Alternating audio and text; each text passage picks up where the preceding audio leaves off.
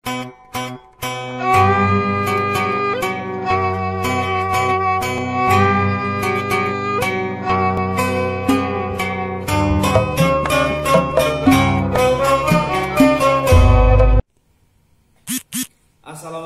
warahmatullahi wabarakatuh. Sampurasun dulur telembur baraya di kota.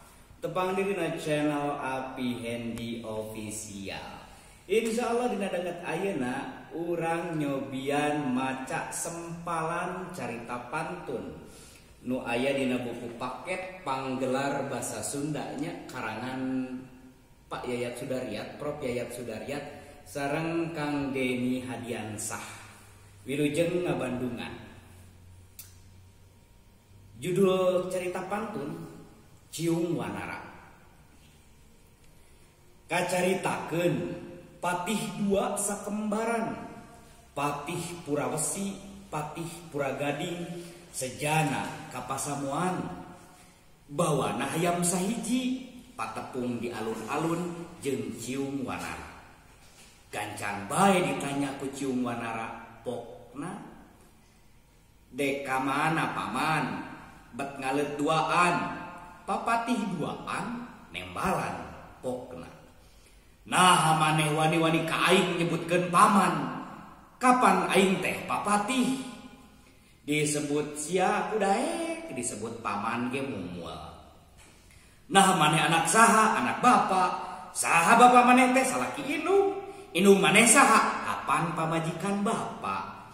Patih duaan seserian ngadenge omonganana, bari tuluy ngadeukeutan. Bet ka tembong budak teh mawa hayam, pek bae ditanyakeun. Di mana maneh boga hayam? Mana alus-alus teuing? Turunan ti sayangna, asalna indung bikang bapak jago, asalna tina enom.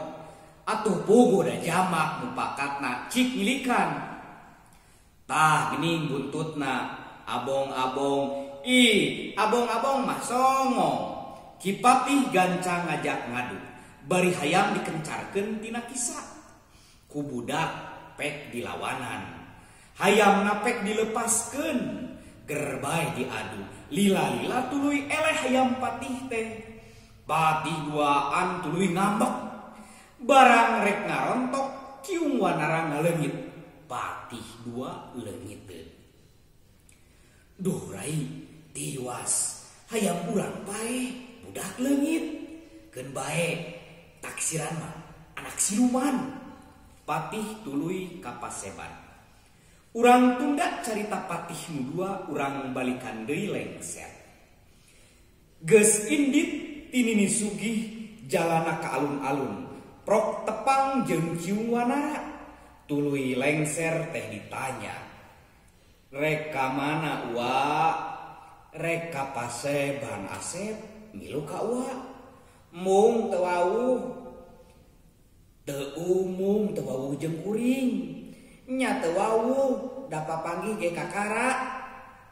Bari lengser bari lumpat ka Paseban, murang kali oge lumpat nuturkeun ki lengser. Barang datang ka Paseban anu kosong, taya jelemaan tuluy ku lengser ditanya, "Ae Asep, anu ti mana? Ya Asep teh nu ti mana?" Ciung Wanara ngawalon, "Kapan kuring ti padusunan?" "Wah, nya kuring nu ngaran Ciung Wanara, putra nini balangan terang, aki balangan terang." Ceuk lengser, syukur teuing juragan ku uang geus kahar. Pok nanyakeun ka lengser, "Wah, ieu mah saha?" "Ih Asep, ieu mah Paseban. Ari itu suku opat sarta matana loba naon? Korsi gading tabur inten. Paranti naon? Paranti linggih raja. Kumaha lamun ku kuring didiukan? Ulah bisi doraka. Tapi anjeunna maksa tuluy bae kana korsi, datang ka korsi teh bubuk sabab awakna ku leuwih berat wani bobot 1000 kati. Lengser teh rewaseun pisan bari tuluy bae ngomong, "Duh agan, tiwas urang teh tangtu cilaka diseuseuh kudu kagungan." Murang kalih teu sieun anggur tuluy seserian anggur pek nanyakeun deui pokna, itu paranti naon wak? Ranjang katil sok dianggur aja kulem. Murang kalih tuluy unggah kana ranjang katil teh kasurna 7 tumpang. Lengser teh teu bisa nyarek kawantu juraganana. Tidinya tuluy ku lengser dibawa ka pasamuan. Teu kacatur di jalana, kocapkeun geus datang bae ka payuneun Ratu Galuh. Lajeng bae dipariksa saurna. Ari maneh urang mana? Abdi mah urang geger Sunten. Saha ngaran? Abdi teh Ciumanara. Rek naon sejak datang ka dieu? Sineja rek nyorok ngadu hayam sahiji, tapi ku langkung awon. Mana hayamna? Tuluy disanakeun. Ku ratu geus diilikan bari tuluy ditanyakeun, ieu hayam di mana asalna? Sumuhun pariksa ku Gusti, ari asal hayam abdi turunan tina sayangna, indung bikang Bapak Jago, ngendog setahun sahiji, sayangna kudu kandangan gitu. Paingan hayam teh bet alus. Sabotna kitu kadenge ku Dewi Pangrenyep sarta kaharti saomongan Ciung Wanara. Tuluy bae nyaur lengser mundut ka jamban. Barang datang ka jamban, pok bae ngomong ka lengser saurna kieu tah.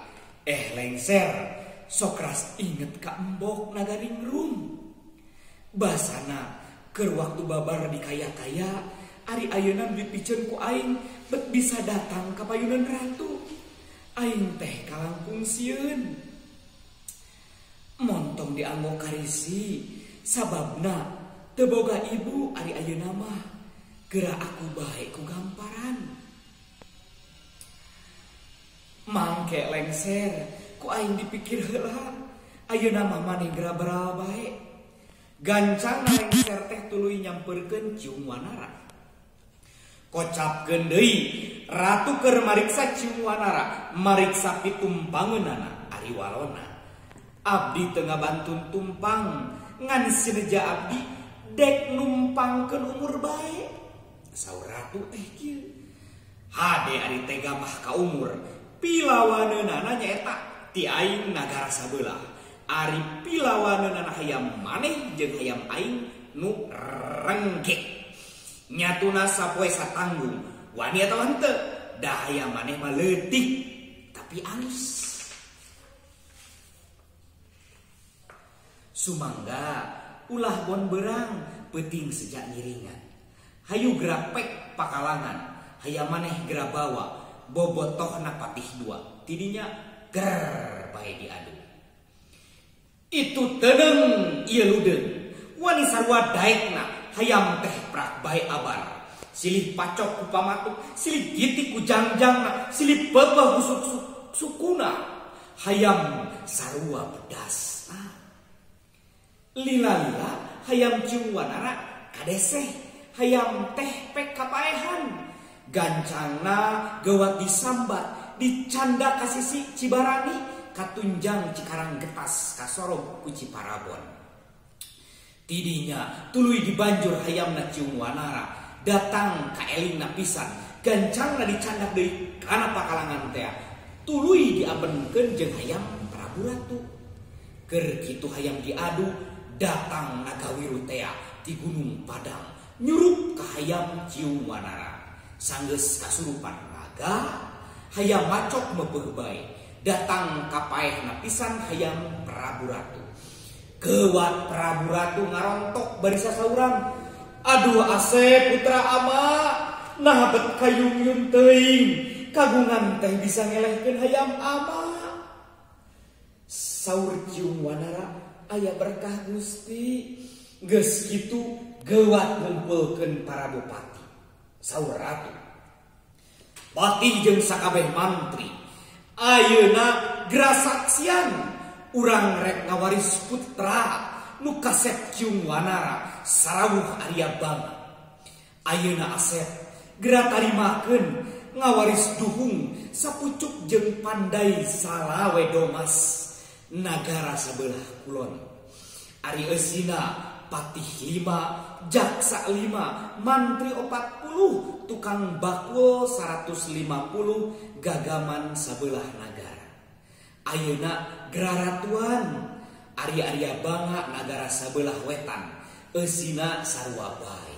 Ayeuna geraratuan. Geus katampak ku putra nu dua sakabeh geus dijenengkeun. Sauratu ayeuna urang marulang geus ngutus masamoan. Gancangna barudal bae dina tempat ngadu hayam masing-masing ka imahna. Ratu Galuh ayeuna jadi merdeka sabab dimerdekakeun ku putrana teh nyaeta Ciung Wanara jeung Aria Bangga anu kocap di nagara jadi ratu. Tah sempalan carita pantun lemeh nyaeta dicutat tur di ropea tina buku Panyungsi Sastra karangan Pak Ius Rusiana kaca 71 dugi ka 83. Cab